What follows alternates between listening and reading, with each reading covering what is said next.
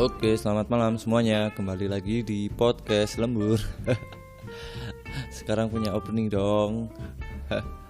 Oke, audio ini direkam tanggal 8 Agustus tahun 2020. Hari ini bertepatan dengan ulang tahun anak pertama saya. Ulang tahun yang ke-8. Buat anak saya semoga menjadi anak yang soleh, anak yang berbakti sama orang tua, anak yang sukses di masa depannya. Siapa tahu suatu saat dia dengerin podcast ini ya kalau udah gede. Oke, di podcast ini udah lama banget gak ada update. Terakhir saya upload konten di podcast ini adalah tanggal 20 di bulan lalu. Berarti udah setengah bulan lebih saya nggak pernah update lagi di podcast ini. Jadi buat teman-teman yang udah PM saya di Instagram dan Facebook, mohon maaf sebesar-besarnya gak ada update terbaru di podcast ini setengah bulan belakangan. Banyak juga yang udah request tema-tema untuk dibahas di podcast ini. Saya akan berusaha untuk menjawab atau untuk membuat podcast dengan tema yang di request.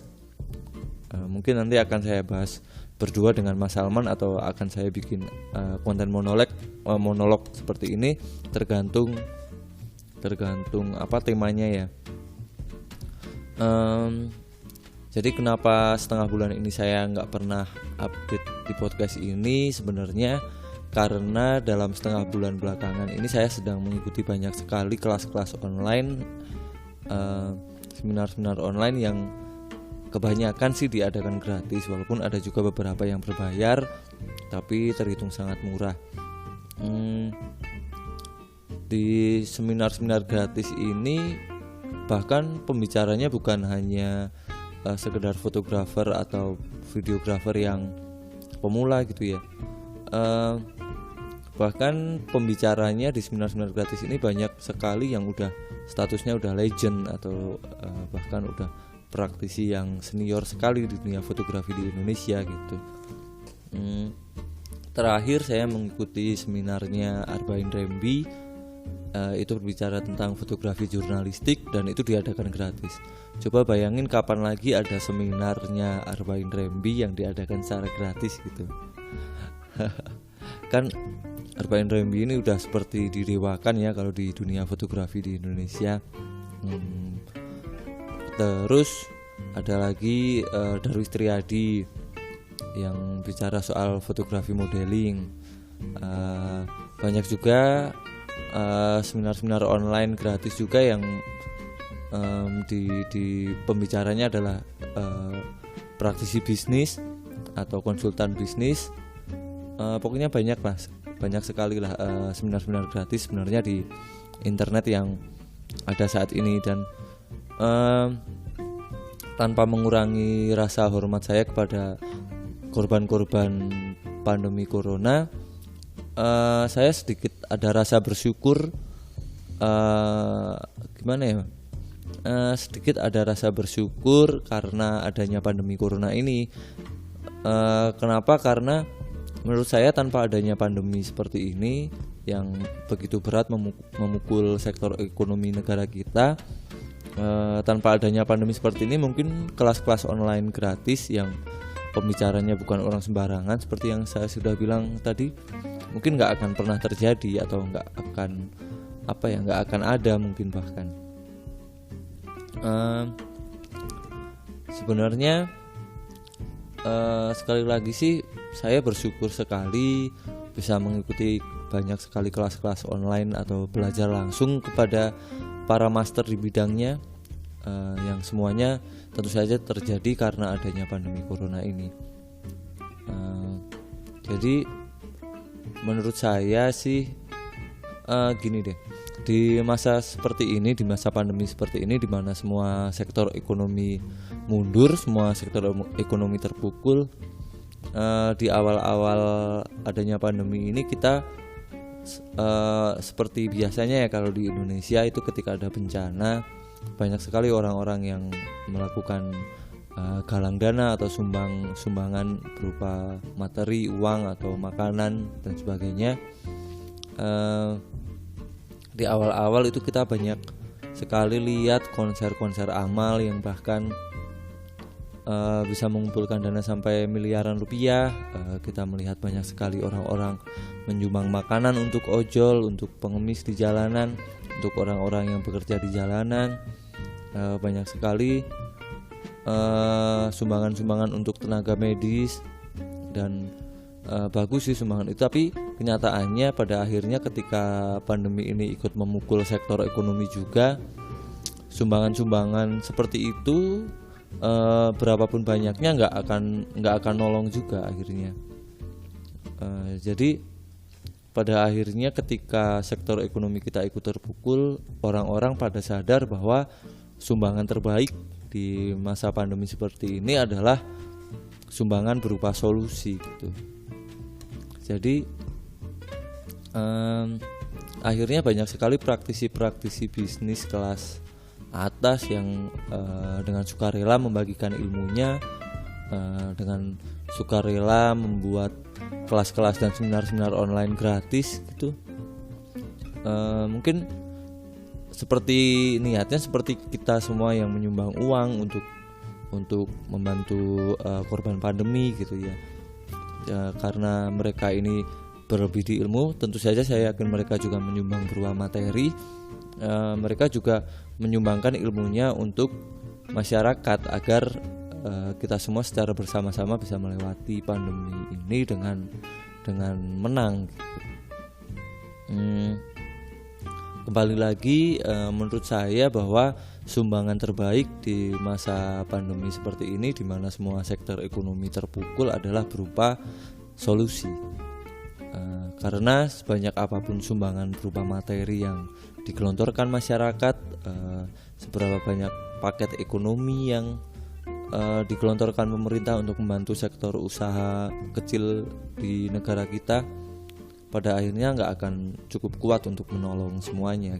Jadi memang saat ini adalah kita semua diharapkan untuk menemukan solusi bagaimana caranya kita tetap bisa bekerja dengan aman, tetap bisa menghasilkan uang, tetap bisa roda ekonomi ikut berputar, walaupun keadaannya seperti ini gitu.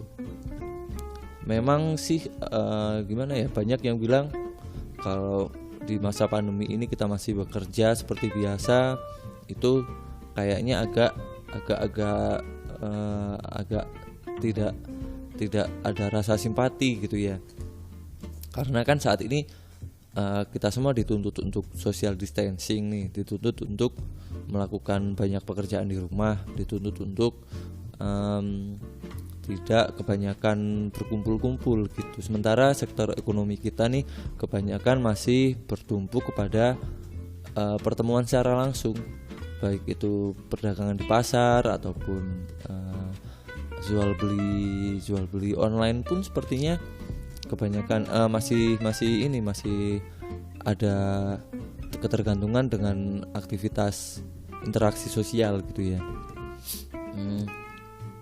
Jadi memang di keadaan dengan tuntutan untuk social distancing ini, semuanya menjadi terpukul sektor ekonominya, terutama di bidang pariwisata deh. Di bidang pariwisata, walaupun akhir-akhir ini tempat wisata udah mulai pada buka nih, tapi memang karena harus dibatasi, seperti kalau wisata kolam renang gitu nggak boleh dibuka, atau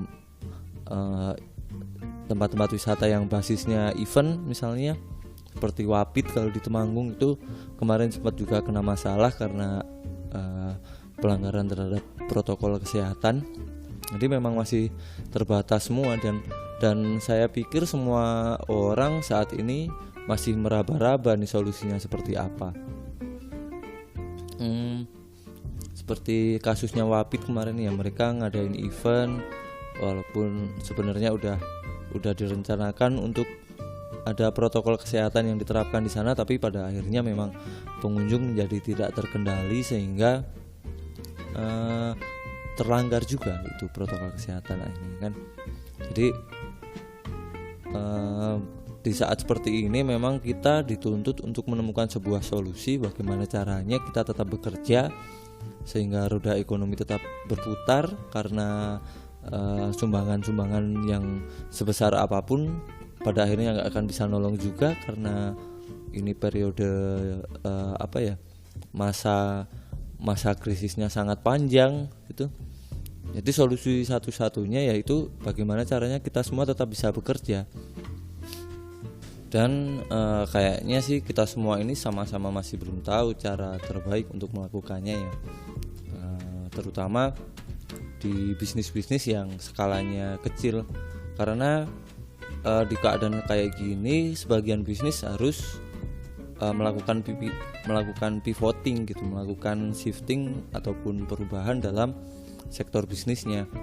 Dan kebanyakan di sektor usaha kecil ataupun usaha menengah gitu, karena keterbatasan waktu yang mereka miliki, kebanyakan usaha-usaha kecil itu kan dilakukan langsung oleh ownernya. Karenanya semasa kita melakukan usaha gitu, kebanyakan owner kan jarang mengikuti seminar-seminar, jarang melakukan pengembangan diri gitu. Sehingga ketika dituntut untuk melakukan pivoting, kebanyakan dari kita akan kesulitan, karena melakukan pivoting itu kan kita butuh wawasan baru ya, butuh wawasan yang udah kita pelajari sebelumnya dalam bisnis lain untuk diterapkan pada model bisnis baru kita. Jadi dengan adanya kelas-kelas gratis seperti ini sangat membantu sih menurut saya.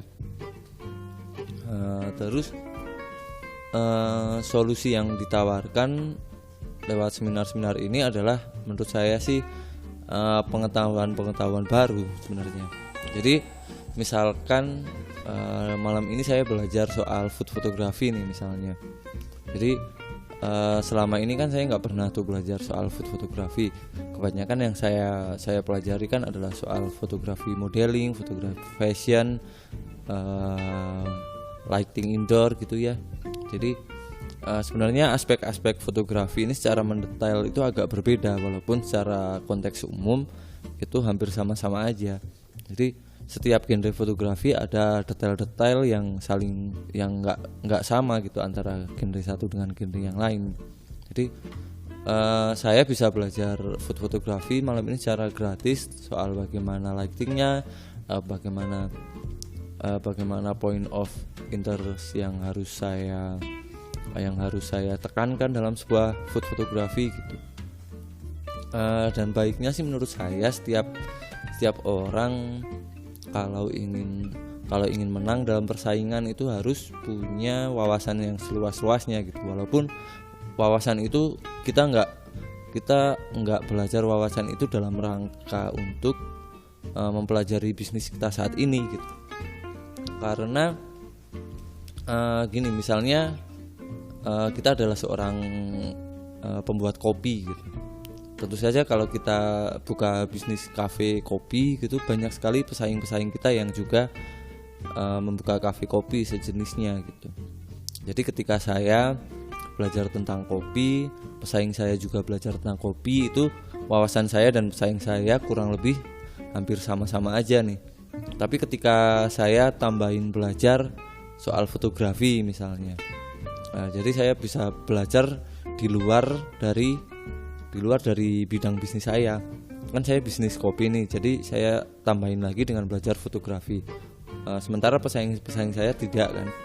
Jadi saya ada wawasan tambahan yang lebih unggul daripada pesaing saya gitu ya. Pesaing saya hanya menguasai ilmu tentang kopi, sementara saya menguasai ilmu tentang kopi dan fotografi. Dalam penerapannya bisa macam-macam. Kita bisa mengambil secara langsung skill sampingan kita. Misalnya saya bisa fotografi dan bisa membuat kopi, gitu saya bisa membuat foto kopi yang bagus untuk ditaruh dalam campaign saya di medsos gitu misalnya. Ataupun kita bisa mengambil polanya aja gitu, atau mengambil semacam model bisnisnya aja gitu. Kita bisa menerapkan bisnis fotografi untuk memasarkan kopi kita gitu. Misalnya kalau di fotografi itu kan banyak sekali campaign yang yang menarik gitu. Misalnya kalau fotografer wedding itu selalu menawarkan jasanya itu dengan menekankan bahwa butuh fotografer dengan skill yang tepat untuk mengabadikan momen seumur hidupmu gitu. Jadi kita bisa mengambil campaign semacam itu untuk diterapkan dalam bisnis kopi kita. Misalnya jangan lewatkan momen kita bersama teman untuk ngobrol di kafe kita, gitulah intinya kayak gitu. Sebenarnya penerapan ilmu kayak gitu itu bukan hal yang baru.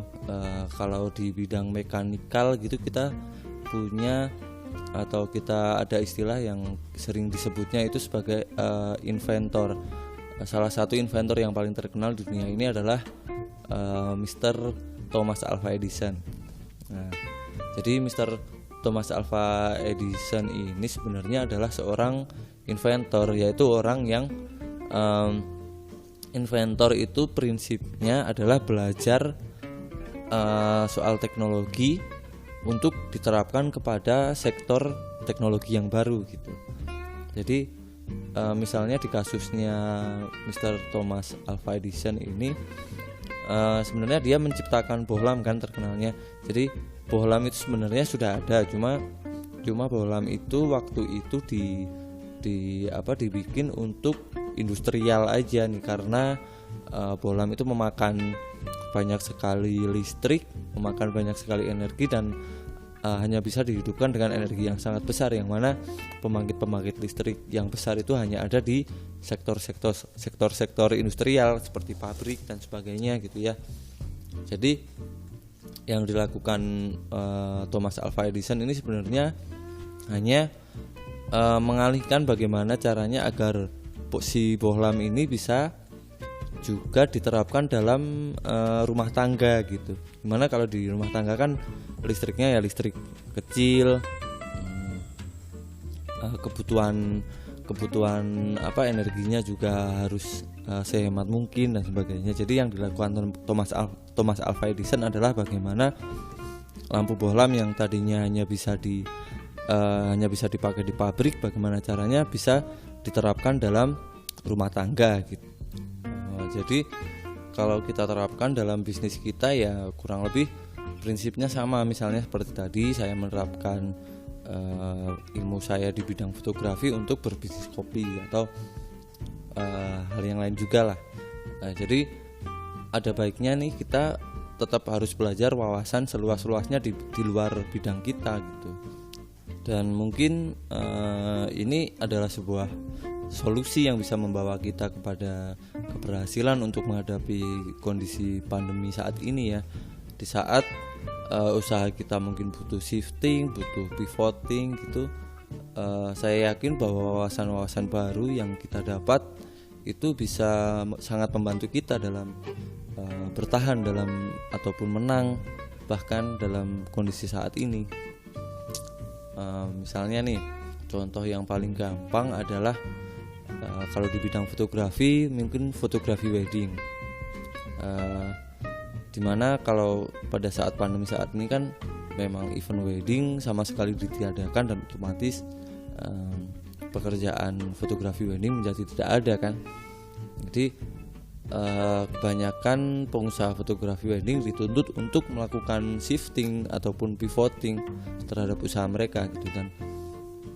Otomatis kan mereka butuh ilmu-ilmu baru lagi untuk memasarkan atau untuk membuat produk-produk baru gitu.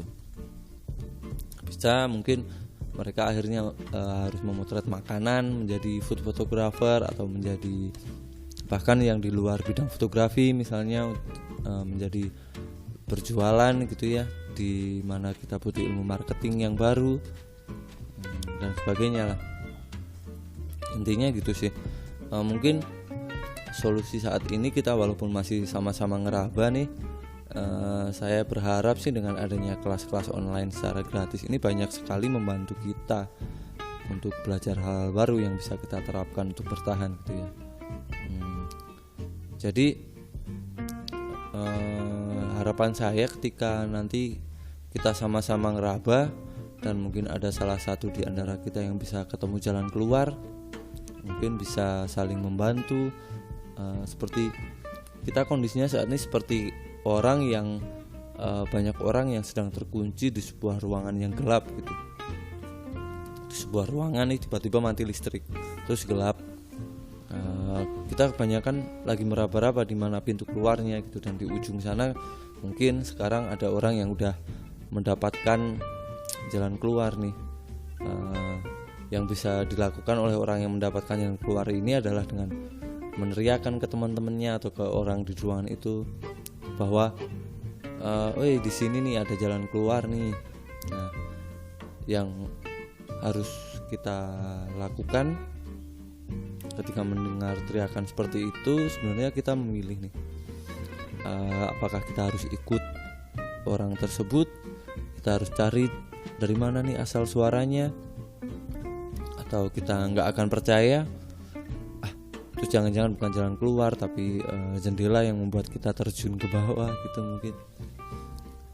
Ya, semuanya masih belum ada yang pasti di kondisi pandemi saat ini, tapi yang saya yakin saat ini yang dibutuhkan atau sumbangan terbaik di masa seperti ini adalah solusi, yang mana solusi itu bisa kita dapat satu-satunya cara hanya dengan wawasan yang sebesar-besarnya, ataupun dengan pengetahuan-pengetahuan baru yang bisa membuat kita survive dan membuat kita menang dalam kondisi seperti ini. Udah, mungkin segitu aja dari saya. Semoga kita semua, saya dan para pendengar semuanya menjadi orang yang bisa menang melewati kondisi seperti ini. Semoga kita selain bisa pivot, kita juga menambah katalog baru di usaha-usaha kita mungkin. Semoga kita semua bisa survive, sehat selalu, dan tetap punya solusi terbaik lah untuk kita semua. Dan jangan lupa kalau kita menemukan sebuah solusi, kita share juga kepada teman-teman kita. Oke, selamat malam semuanya yang masih lembur, semoga masih semangat.